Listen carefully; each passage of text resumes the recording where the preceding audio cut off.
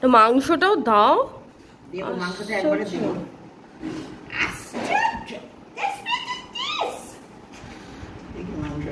মাংসটা দেখবি একটা জিনিস দেখবি, আমরা সবাই অপেক্ষাতেই রয়েছে।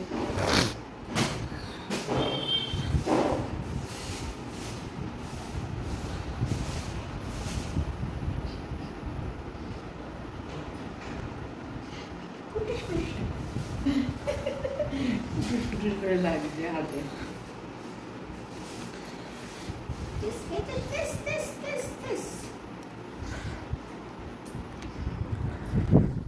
তো ওয়েলকাম ব্যাক টু mampizDailyjourney.com এ।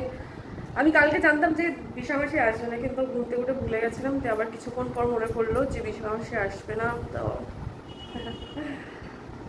বিশাখামাসি টান হাত তুই, বিশাখামাসি না আসলেই মার্কেটের নাম। কি সুন্দর মা খুশি তাতে বলে। বিশাখামাসি না আসলেই মাম্পির ডিউটি অন। আজকে মাম্পি রান্না বান্না করবে। আমার শরীরটা খুব ভালো নেই, কেন বলতো, একদম ঠিক মন খারাপ থাকলে কিন্তু শরীর খারাপ খুব দ্রুত হয়। এই আরজি করের ঘটনাটা নিয়ে আমার মনের, আমি জানি না, মনের উপরে ভীষণই একটা চাপ পড়েছে। সেই কারণে মন ভালো লাগছে না, আনন্দ উৎফুল্লতার সাথে ভিডিও করতে পারছি না। আর মনটা হলো সব থেকে বড় শক্তি। মনের শক্তি কোথাও যেন ধীরে ধীরে হারিয়ে যাচ্ছে। যে একটা মেয়ের উপর এরকম একটা ঘটনা না, শুধু ওটা বলেও নয়, আমিও দেখো রাস্তাঘাটে একা একাই চলাফেরা করি। এমনকি আমি অন্যান্য অনেক স্টেটেও যাই, একা একাই ঘুরি। আমি কিন্তু, আমার কিন্তু একটাই বান্ধবী, কিন্তু সেও কিন্তু মেয়ে। আমরা দুটো মেয়ে মিলেই কিন্তু একা একা পুরো স্টেট, অন্য অন্য স্টেট, স্ট্রেঞ্জার মানুষের সাথে ঘুরে বেড়াই, এই ভরসায় যে না আমরা যেখানেই যাবো না কেন সেফ থাকবো। কিন্তু আমরা আমাদের নিজেরই শহরে, নিজেরই জায়গায় যদি সেফ না থাকতে পারি, তাহলে আমরা কি করে ভরসা রাখবো যে আমরা অন্য জায়গা গিয়েও সেফ থাকবো? মানে আমি এটা জানার পর, তুমি জানো, আমার মনের ভেতরে একটা ভয় ঢুকে গেছে যে রাস্তায় বেরোনো এত দুষ্কর। আমি সবাইকে বলতাম যে ভাই তুই কোনো জায়গায় চলে যা, কলকাতা সেফ। আমি এমনকি আমি প্রত্যেকটা মানুষকে এরকম করে আমি বলতাম যে তুমি রাত্রি 3টের সময় এমনিও নর্মালও দরকার হয় না, তুমি সুন্দর ড্রেস পরেও যদি বেরিয়ে যাও কেউ দেখবে না, কেউ না। ইভেন যদি ওরকম রাত্রিবেলায়, আমি বলছি আমি যাদবপুরে থেকেছি না, আমি যাদবপুর, লর্ডস মোড়, এই সকল জায়গাতে থেকেছি। তো ওই সকল জায়গাতে না তুমি জাস্ট একটা মেয়ে শাউট করবে, 5-6 জন এমনি ছুটে চলে আসবে, এত সেফ। এখানে তো প্ল্যান মাফিক করা হয়েছে, প্ল্যানিং করে। না হলে কিন্তু সত্যিকারের রাস্তাঘাটে এখন মেয়েদের যে এইভাবে টানা হেঁচড়া বা আগে যেভাবে হতো সেই তুলনা, ভাবো না, পুরো মব ডেকে এনে, পলিটিক্যালস ভাবে হয়ে পুরো মব ডেকে এনে পুরো ভাঙচুর, এভিডেন্স মানে কোনো কিছুই আর এভিডেন্স বলে ওটাকে বলা যাবে না, পুরো টেম্পার করে দিয়েছে। তাহলে আজকে মেয়েটার উপরে যেটা হয়েছে সেটা পুরো প্ল্যান করে। মেয়েটা যে ঘরটা, মেয়েটার বডিটাও পর্যন্ত, ফ্রেন্ডরা থাকে 4-5টা মেয়ে সবসময় ওখানে রেস্টে যাবে, 4-5 জন হলো রেস্টে এলো, আবার 4-5 জন কাজে চলে গেল। কিন্তু সেদিনকে বাকি জনদেরকেও ঢুকতে দেওয়া হয়নি, বলা হয়েছে একটা মেয়ে ছিল ওর ভেতরে, ওর গায়ে হাতগুলো ধরে রেখেছিল। ইস, কতটা নৃশংস! এটা তো প্ল্যান মাফিক, এটা পুরো প্ল্যান করে মেয়েটাকে এটা করা হয়েছে। তো সেই জায়গাটা থেকেই বলছি, দেখ, নালে তো কলকাতায় তুই তো 6 বছর থেকে এলি, আমরা তো নিশ্চিন্তে ছিলাম 7 বছর। আবার ওইদিকে তোর বান্ধবীর দিদির বিয়ে তো গেছিস, রাত 1টাতেও ফিরেছিস ফোনে কথা বলতে বলতে। ট্রাফিক পুলিশও তোকে কিন্তু প্রচুর হেল্প করেছে। আর শুধু ওগুলো কেন, আমি রাত্রিবেলা অফিসও যেতাম না।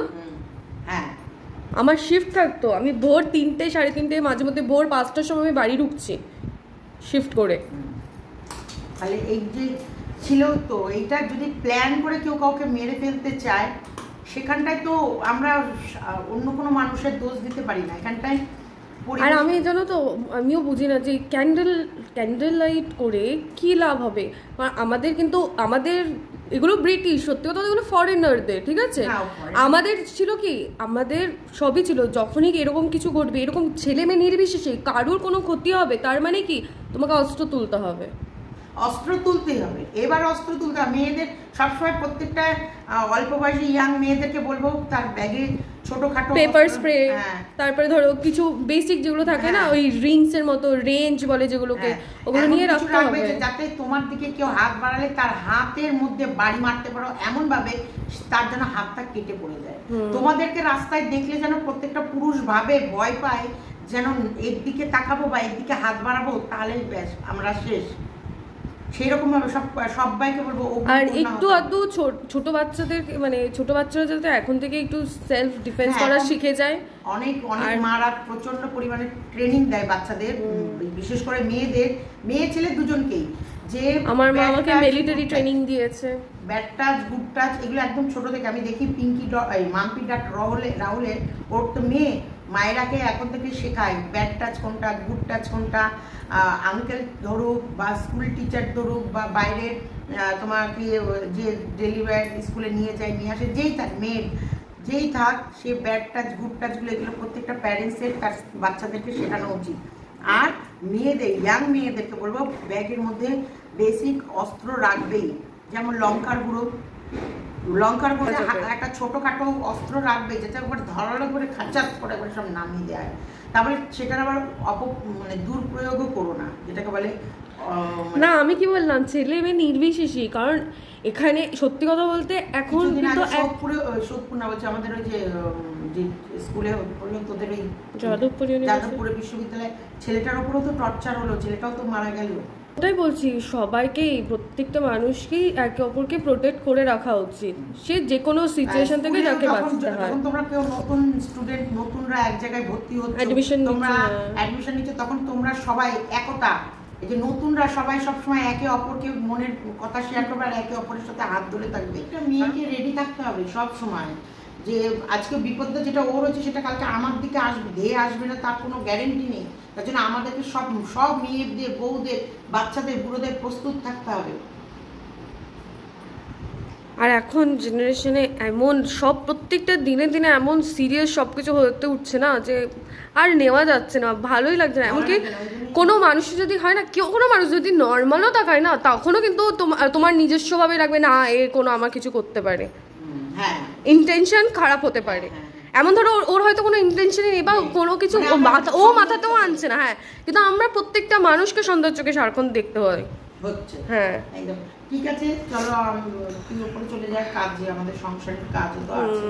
আর বললাম তো মনের দিক থেকে ভীষণ মর্মাহত, মনের দিক থেকে খুব ভালো লাগছে। ঠিক আছে, এই ভিডিওটা এখন এত দূর অবধি রাখছি। আবার নেক্সট আবার ভিডিও কিছুক্ষণের ভিতরে পোস্ট করবো যে আমি কিরকম ধরনের কাজ করছি না। আমি তো ভেবেই আমার ভয় লেগে যাচ্ছে। তাই হোক, বাই, আর stay safe, stay healthy, by.